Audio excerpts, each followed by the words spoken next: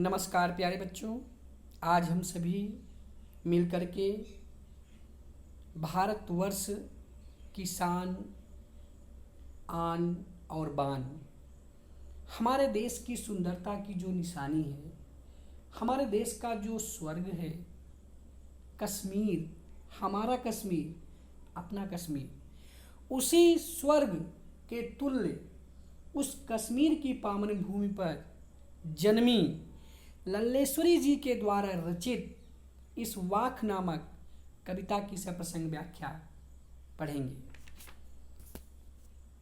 सबसे पहले हम लोग इसका वाचन करेंगे, फिर इसकी क्रम से हम लोग व्याख्या पढ़ेंगे। रस्सी कच्चे धागे की, रस्सी कच्चे धागे की, खींच रही मैं नाव, रस्सी कच्चे धागे की, जाने कब सुन मेरी पुकार, जाने कब सुन मेरी पुकार, करे देव भवसागर पार, करे देव भवसागर पार, रस्सी कच्चे धागे की, खींच रही मैं नाव,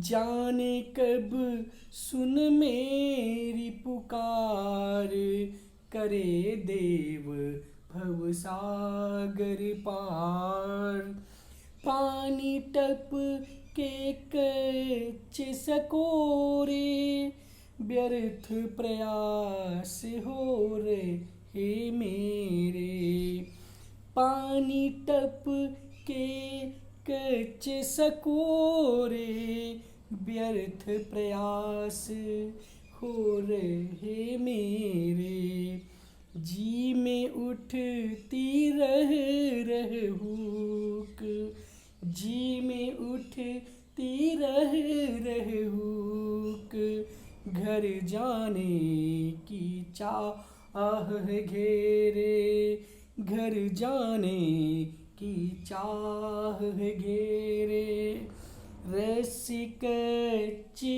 धागे की, खींच रही मैं नाव। प्रस्तुत पद्यांश प्रसिद्ध कश्मीरी कवित्री ललद्य जी के द्वारा रचित वाक नामक कविता से लिया गया है। इस वाक नामक कविता में कवित्री ने अपनी निराशा से उत्पन्न पीड़ा को का बोध कराया है।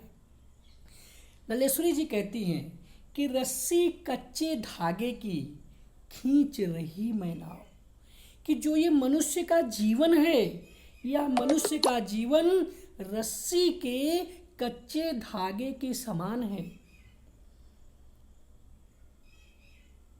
मनुष्य का यह जीवन रस्सी के कच्चे धागे के समान है, और मैं इस भव सागर अर्थात इस संसार सागर में मैं अपने इस जीवन रूपी नाव को खींच रही हूँ।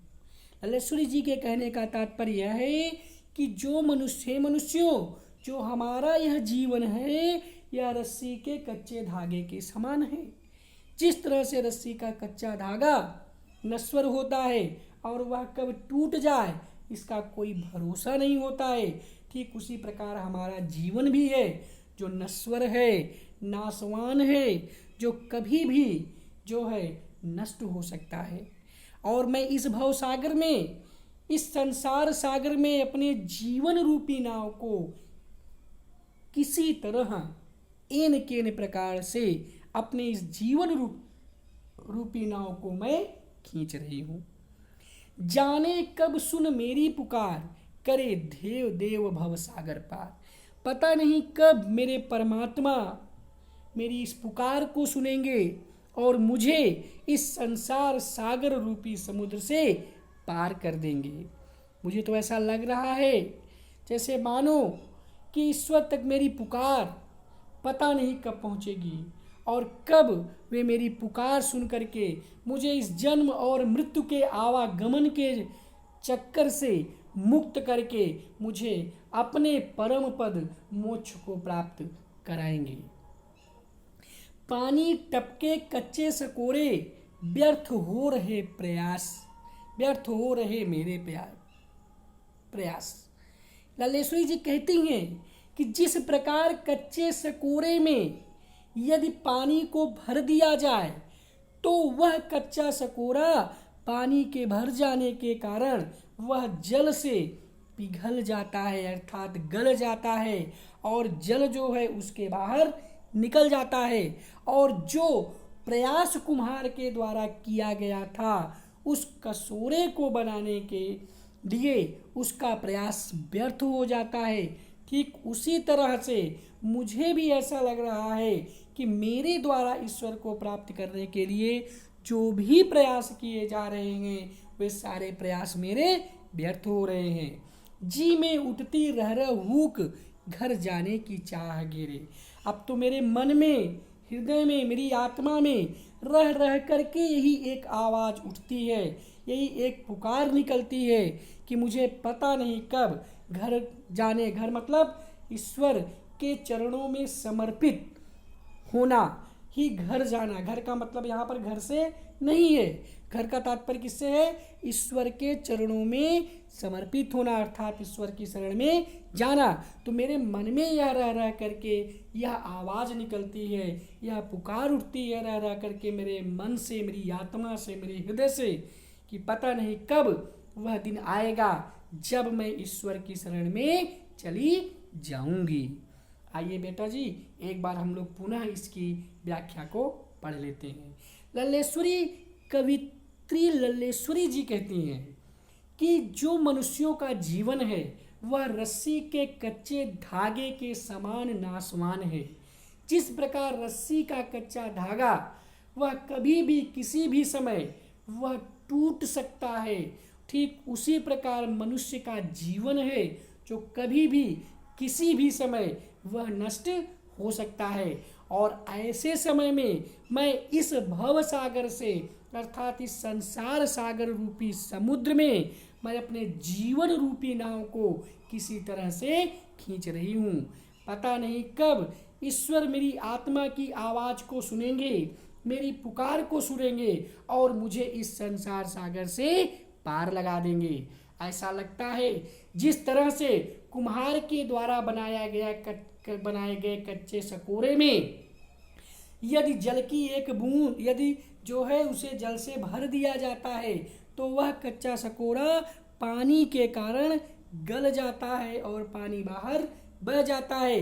ठीक उसी प्रकार से हमारा यह जीवन है, हम इसमें ईश्वर को प्राप्त करने के लिए जितने भी प्रयास कर रहे हैं मेरे सारे प्रयास व्यर्थ हो रहे हैं। अब तो मेरी आत्मा में, मेरे मन में, मेरे हृदय में सिर्फ एक ही आवाज़ रह रह कर उठती है कि पता नहीं कब ईश्वर की मुझ पर कृपा होगी और मुझे ईश्वर की शरण में स्थान प्राप्त होगा।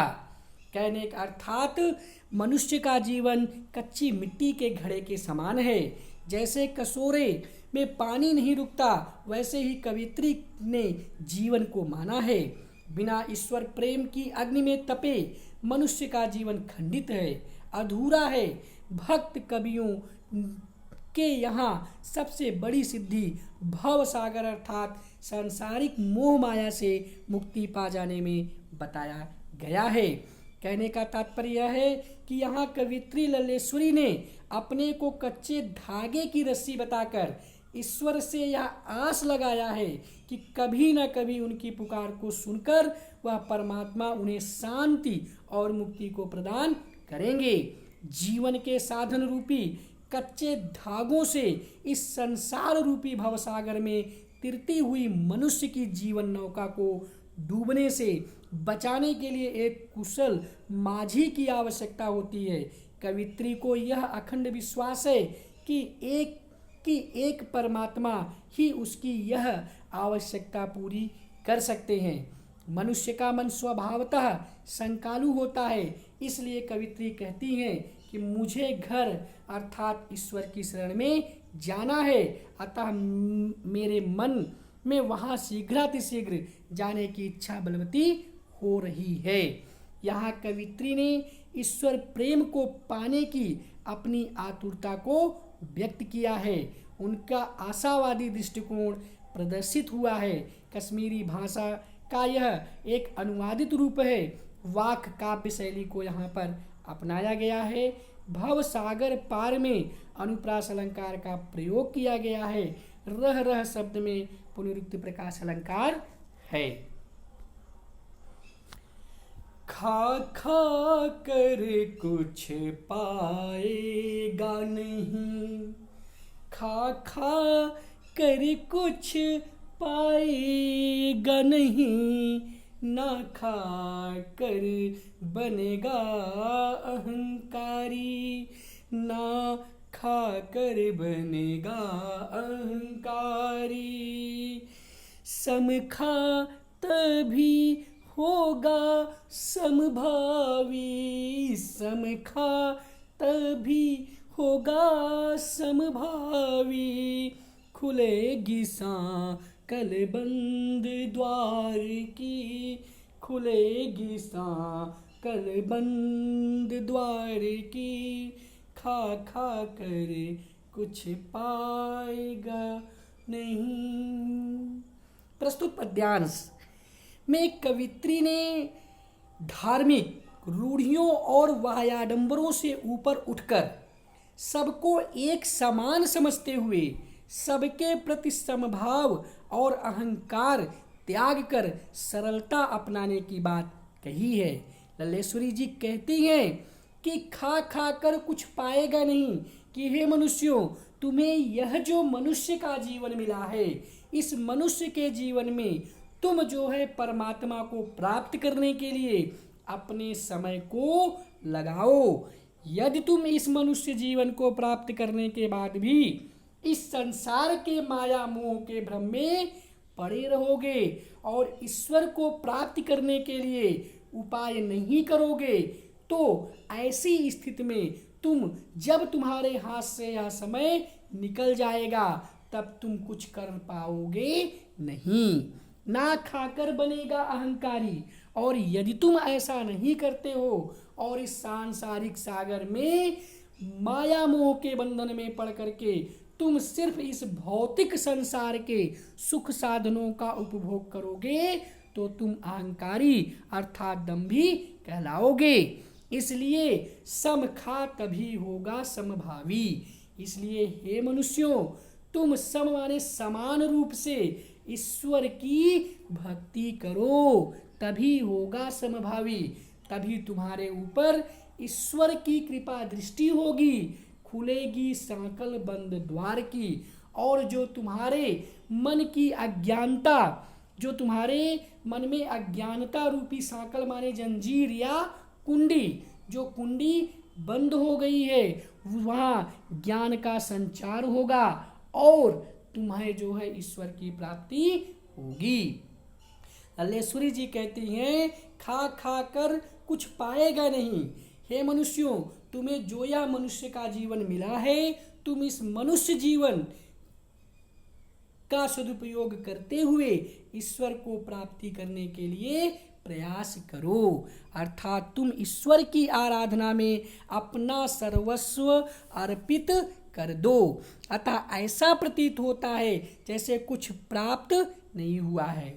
यदि तुम इस मनुष्य जीवन को प्राप्त करने के बाद भी ईश्वर की प्राप्ति के लिए प्रयास नहीं करोगे, ईश्वर की उपासना नहीं करोगे, तो तुम्हें ऐसा लगेगा कि जैसे तुमने मनुष्य जीवन को व्यर्थ में ही गंवा दिया है और अंत में तुम्हें कुछ भी प्राप्त नहीं होगा, ना खाकर बनेगा अहंकारी।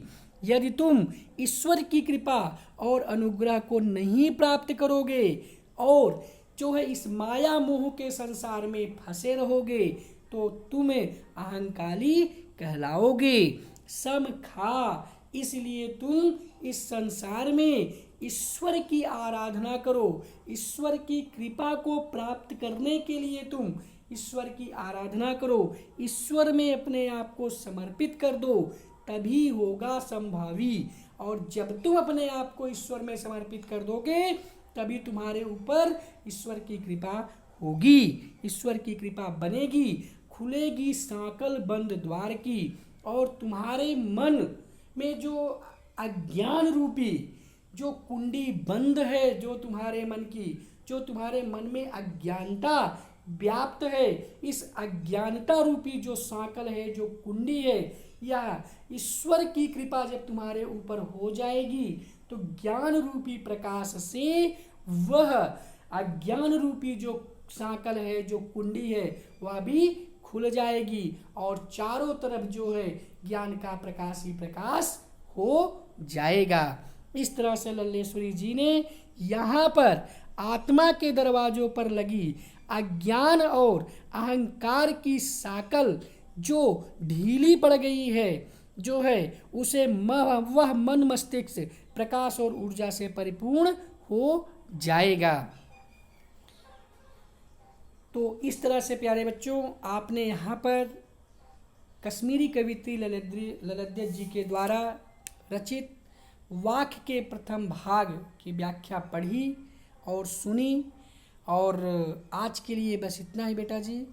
धन्यवाद, नमस्कार।